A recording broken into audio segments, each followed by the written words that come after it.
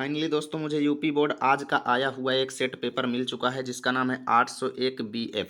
और इस वीडियो में हम इस सेट का पूरा सॉल्यूशन करेंगे, एक एक प्रश्न को अच्छे से समझेंगे। और आप लोग, अब आपका भी यही सेट आया है तो सभी क्वेश्चंस का आंसर मिला लीजिएगा और देख लीजिए कि कितने क्वेश्चन आपके सही हैं कितने गलत हैं। ठीक है, तो इस पेपर को मेरे पास काजल दीदी ने भेजा है, जिनका बहुत बहुत धन्यवाद।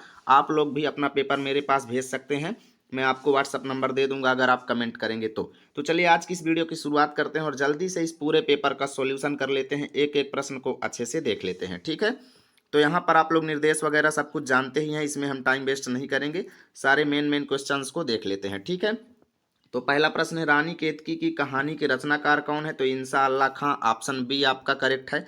अगला है, अजात शत्रु नाटक के रचनाकार कौन है? तो जयशंकर प्रसाद हैं। अगला है, शुक्ल युग के आलोचना विधा के प्रमुख लेखक कौन है? तो आचार्य रामचंद्र शुक्ल जी हैं। अगला है, शुक्लोत्तर युग की समयावधि क्या है? तो 1938 से 1947 तक है। ठीक है, ऑप्शन बी आपका करेक्ट है। अगला है, अनंत आकाश के रचनाकार कौन है? तो जयप्रकाश भारती हैं।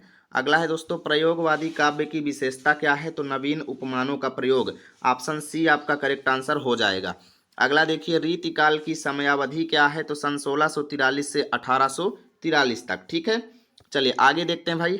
अगला क्वेश्चन है कि आधुनिक युग की मीरा कही जाती है कौन? तो महादेवी वर्मा जी कही जाती हैं, ऑप्शन सी करेक्ट है।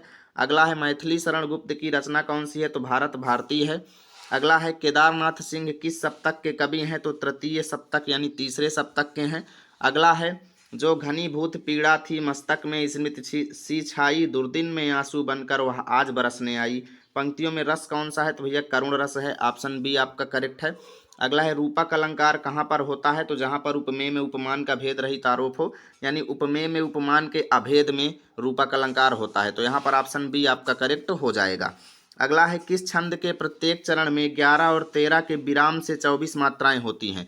तो प्रत्येक चरण में 24 मात्राएं रोला में होती हैं, तो ऑप्शन बी आपका करेक्ट है। अगला है, परिपूर्ण शब्द में उपसर्ग कौन सा है? तो परि उपसर्ग है।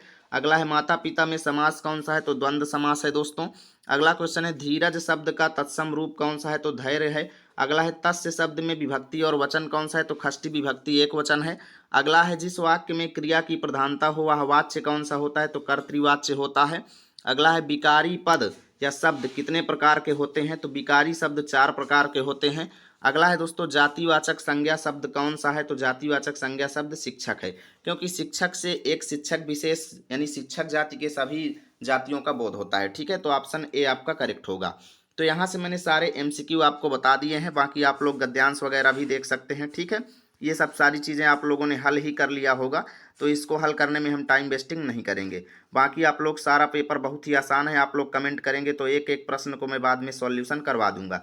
मैं बात करूं दोस्तों तो ये सारे प्रश्न मैं ऑलरेडी पढ़ा रखा था और सारे प्रश्न इस पेपर में दिखाई दिए हैं। जो जो इंपॉर्टेंट जीवन परिचय में बताया था सारे आपको दिखे हैं, रामचंद्र शुक्ल, रामधारी सिंह दिनकर और भगवत शरण उपाध्याय। ठीक है, ऐसे ही देखिए, सूरदास जी का मैं बताया था, माखनलाल चतुर्वेदी और सुभद्रा कुमारी चौहान, सारे महत्वपूर्ण जीवन परिचय दोस्तों फंस रहे हैं। तो जितने भी नए स्टूडेंट हैं वो लोग हिंदी की तैयारी आप हमारे चैनल से आराम तरीके से यानी बहुत ही बेहतरीन तरीके से कर सकते हैं। सालों साल हिंदी हमारे चैनल पर बेहतरीन तरीके से पढ़ाई जाती है, तो आप लोग अभी के अभी चैनल को सब्सक्राइब कर लीजिए और आसानी से पढ़िए। देखिए, अभी 2 दिन पहले भी मैं ये दोनों निबंध पढ़ाया था, विज्ञान वरदान या अभिशाप और बेरोजगारी की समस्या, अभी भी आप मेरे चैनल पर देख सकते हैं, दोनों निबंध सेम टू सेम आपके पेपर में छप गए हैं।